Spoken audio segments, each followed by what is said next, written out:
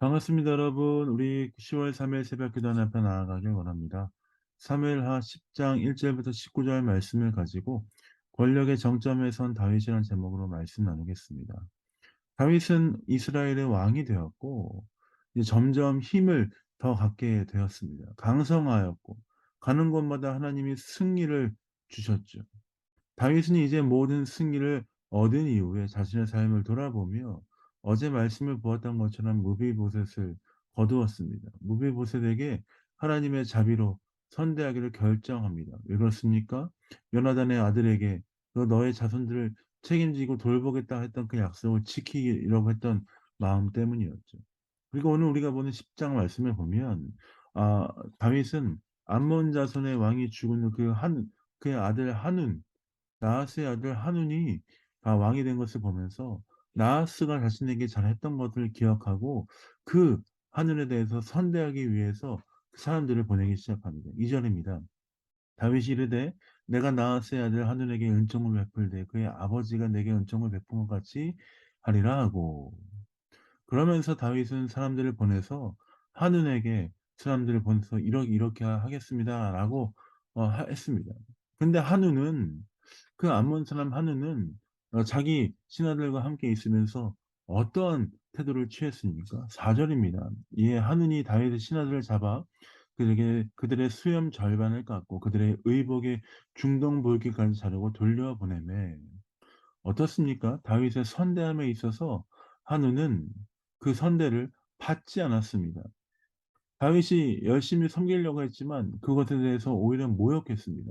고대 근동에 있어서 수염을 반으로 자른다라는 것은 무엇입니까? 어른으로 대하지 않으며 그것에 대해서 호의를 베푼 것에 대해서 받지 않겠다는 반대의 의미를 표현하는 것입니다. 강력하게 그것들에 대해서 규탄하는 것이죠. 그것뿐만 아니라 중동볼기, 엉덩이 그쪽에 구멍을 뚫어서 보냈습니다. 사신으로 갔다는 사람들이 어떠한 마음이 들었을까요? 5 절에 보면 "부끄러웠고 수치스러웠다."라고 이야기하고 있습니다. 왕은 그 부끄럽고 수치스러운 사람들을 받아주고 그들을 다른 사람들에게 보여주지 않도록 여리고에 그 사람들을 머물도록 지시합니다. 그런 이후에 어떤 일이 있었습니까? 다윗의 장수였던 요압이 암몬 자손들을 자비가 없이 물리치는 장면이 나옵니다. 하나님의 자비로 그들을 대하려고 했지만 하나님의 자비와 선대를 받지 않는 암몬 자손들에게는 결국 죽음을 얻게 되었습니다. 암몬 자손들은 하나님의 자비와 그 은혜, 선대, 다윗의 노력을 받지 않음으로 말미암아 결국 죽음을 얻게 되었던 것이죠. 어쩌면 다윗이 하나님 아버지의 마음으로 선대하는 그 모습 하나님의 사랑으로 이방 민족들에 대해서 대하였지만 그것들을 받지 않을 경우에 어떠한 일이 일어났을까 하는 것에 대해서 우리가 오늘 확실히 볼 수 있는 것입니다. 하나님의 자비, 하나님의 은혜는 모든 사람들에게 주어집니다. 그러나 그 은혜와 자비를 받지 않는 사람, 그 은혜와 자비를 거두지 않는 사람, 그 은혜와 자비로부터 멀어지려고 하고 하나님으로 떠나려고 하는 사람들에게는 어떠한 일이 있습니까? 오늘 다윗과 암몬 자손들과의 전쟁에서 무자비하게 암몬 자손이 패했던 것처럼 하나님의 은혜를 받지 않는 사람들에게는 결국 패배, 죽음밖에 없는 것입니다.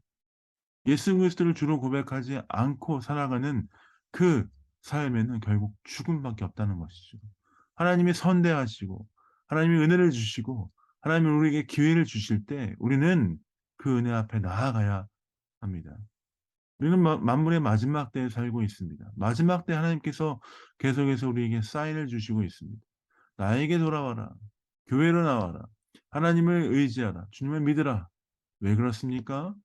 지금이 기회의 때이기 때문에 그렇습니다. 주님을 믿지 않는다면 기회를 주실 때 우리가 주님을 믿지 않는다면 결국 우리에게는 영원한 죽음밖에 없다는 것을 기억해야 할 줄 믿습니다. 사랑하는 성도 여러분, 주님이 우리를 부르시고 우리로 하여금 은혜를 주심에 감사하십시다. 또한 아직까지 예수 그리스도의 십자가의 복음을 듣지 못하고 살아가는 사람이 있다면 우리가 마지막 때임을 기억하면서 복음을 전하고 말해 주십시다. 하나님의 마지막 때가 가까워오고 있습니다. 주께 돌아오십시오. 혹시 여러분 가족 가운데 주님의 그 마지막 때를 아직 깨닫지 못하고 있는 분들이 있습니까? 복음의 기쁜 소식을 전해 주십시오. 마지막 때에 주께 돌아오는 그 일, 하나님 우리에게 주신 기회인 것을 기억하며 전하면 좋겠습니다. 사랑합니다. 축복합니다. 제가 기도하고 새벽기도 마무리하겠습니다. 기도하겠습니다. 사랑해 주님 그렇습니다. 하나님 은혜 주시는 그때, 하나님 우리에게 말씀하신 때, 그때 그 은혜의 때를 기억하고 주님 나아가는 우리의 삶 될 수 있도록 아버지 인도하여 주옵소서. 마지막 때에 주님 주시는 그 은혜를 기억하며 나아가는 우리 삶 가운데 오늘도 큰 은혜를 주실 줄 믿습니다. 감사 찬양드립니다. 예수님 이름으로 축복하며 기도합니다. 아멘. 사랑합니다. 축복합니다. 오늘 휴일인데 또 주님과 함께 즐거운 하루 되시고요. 또 오늘 승리하신 하루 되시길 원합니다. 사랑합니다.